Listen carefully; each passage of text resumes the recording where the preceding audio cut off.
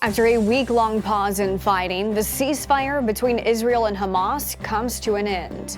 And a senator takes quick action, using the Heimlich maneuver to help a colleague in trouble. The Morning Rundown starts now. From the Straight Arrow News Studio, bringing the stories that matter to you from across the United States and around the world. This is the Morning Rundown. Today is Friday, December 1st. Thank you for joining us. I'm Kara Rucker. A week-long truce between Israel and Hamas is over. The ceasefire successfully saw the release of more than 100 Israeli hostages from Gaza and 240 Palestinians from Israeli prisons.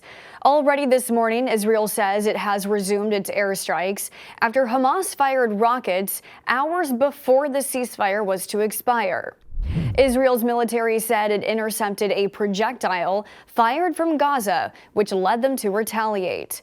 Air raid sirens began sounding in Israel, indicating more rockets or shells had been fired toward the country. International mediators are still in talks with both sides, not giving up hope of another pause in fighting in the future in order to free more hostages. U.S. Secretary of State Antony Blinken traveled to Israel on Thursday, his fourth time since Hamas's terror attack in October.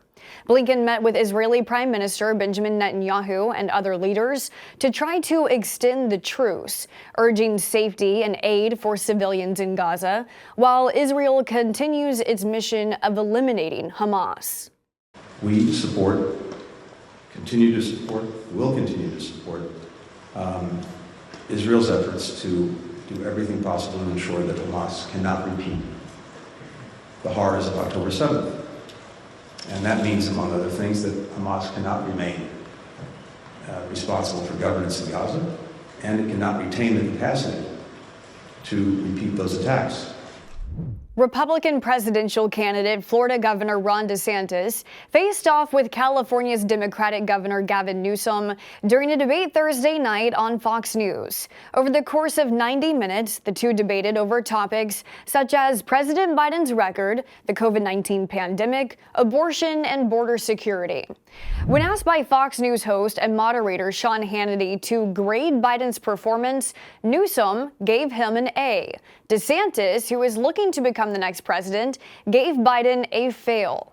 DeSantis has accused Newsom of running a shadow campaign, suggesting Newsom is looking to replace Biden on the November 2024 ballot, an accusation Newsom says isn't true. Gavin Newsom was mayor of San Francisco, so he took the San Francisco model, turned that into a template for California's collapse. Now the left wants to take the California model and use that as a template for America's collapse. We cannot let that happen. Newsom pointed to DeSantis' current standing in the presidential race, citing polls showing the Florida governor falling well behind the frontrunner, former President Donald Trump.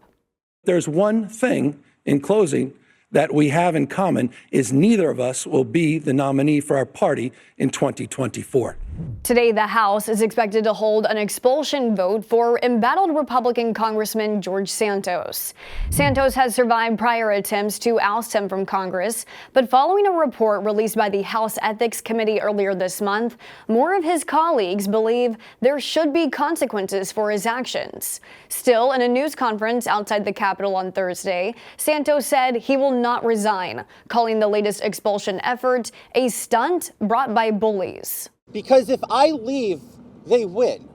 If I leave, the bullies take place. This is bullying. The expulsion vote comes as Santos faces a slew of federal criminal charges, alleging that he stole the identities of campaign donors, then used their credit cards to make unauthorized purchases, totaling tens of thousands of dollars. Santos has pleaded not guilty to those charges. To date, there have been just 5 expulsions of members of the House of Representatives. Of them, 3 were for disloyalty to the Union during the Civil War. On Thursday, a federal judge blocked Montana's ban on TikTok from taking effect next month, saying it violates free speech rights.